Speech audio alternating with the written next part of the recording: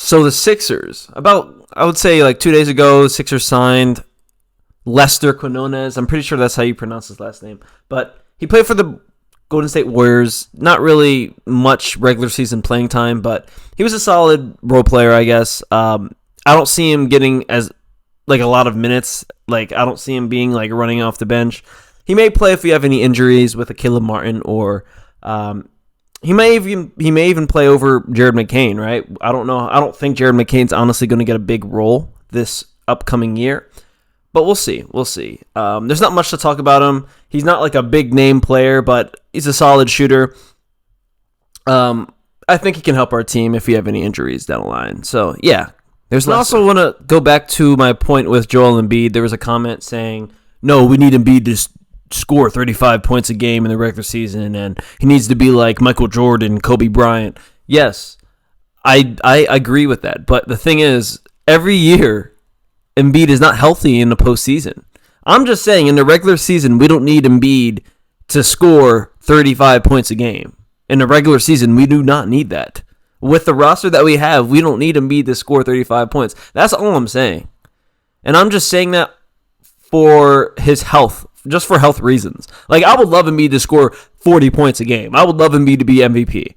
But when we're thinking about his health and we're talking about his health, every single season he's gotten hurt because he has to play in a regular season for us to even make it to have a good seed. And for us to win games, he has to score 35. He doesn't need to do that with this roster. That's all I was saying with that point. And, you know, we have other players like Tyrese Maxey, Paul George, who are elite scorers in this league. We have to utilize that. And Embiid's great at almost everything in this game. He's become such a better passer, and I want to see him utilize his passing ability, especially when he gets double-teamed every single play. And when you're double-teamed every single play, if you leave Paul George wide open, like I said last video, he had the best catch-and-shoot three-point percentage in the league last year. So, yeah, man, that's all I'm saying with that. And in the postseason, yes, I want Embiid to score 35. I want Embiid to dominate. But in the regular season, we don't need him to do that. That's all I was saying, brother.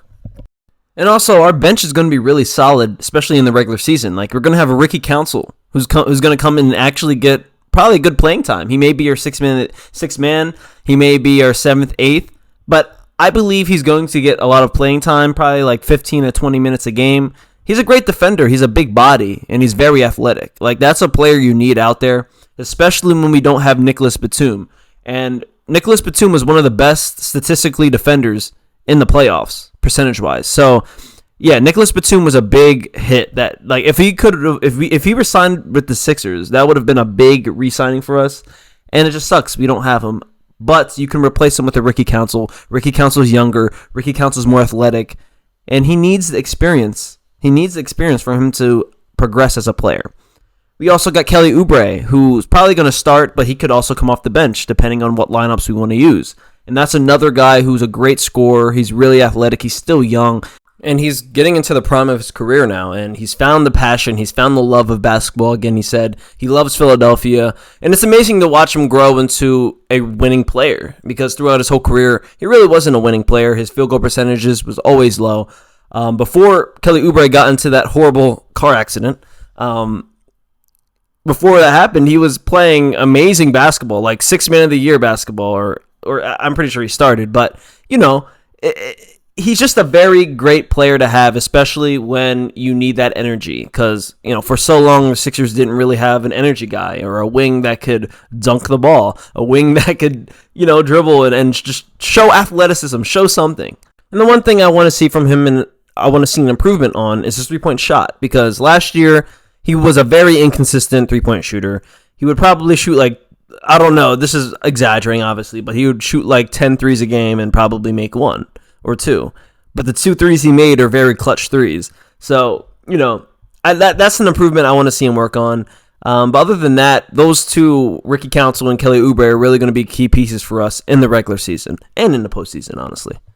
Now, this is a very important year for Paul George.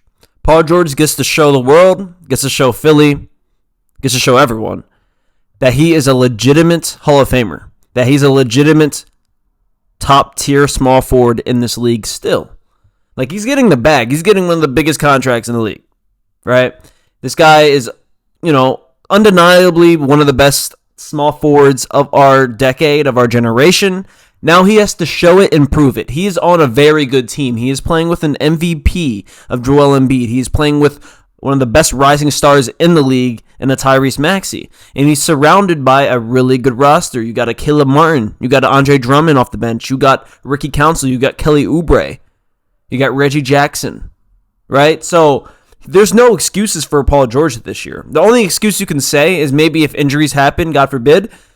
But I look at his career, right? Even last couple seasons with the Clippers, obviously didn't go well, but Kawhi has been getting hurt. When Kawhi plays, Kawhi is like Wilt Chamberlain. I don't know what it is. Kawhi is just, in my opinion, I think when Kawhi was healthy, when he was in his peak, Kawhi was definitely the best player in the league. I think he was even better than LeBron. But when Kawhi went down, Paul George was the leader. Paul George was putting up good numbers, and people were still hating. But I think Paul George is very consistent. Paul George doesn't get hurt as often, and he's always been available in the playoffs besides, the year he broke his leg. But I just trust Paul George, man. I'm very excited. This is the year where he can show and prove to everyone that he is that guy. He is a good closer, and he's a clutch performer when it comes to the playoffs.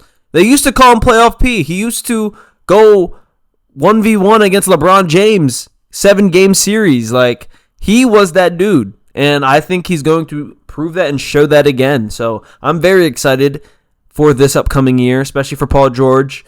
He's a very skilled guy. I haven't watched Paul George in a while. Like, I didn't watch any Clippers games. I'm sorry. I don't like Clippers. They always play at like 11 o'clock as well, Eastern time. So I'm like, nah, there's no point. But, man, Paul George, if you play well, Philly will love you. And once Philly loves you, it doesn't matter what the world thinks. You got Philly's back. And Philly will have yours. So, man, if you enjoy this video, drop a like, subscribe to the channel, and I catch you guys. Peace.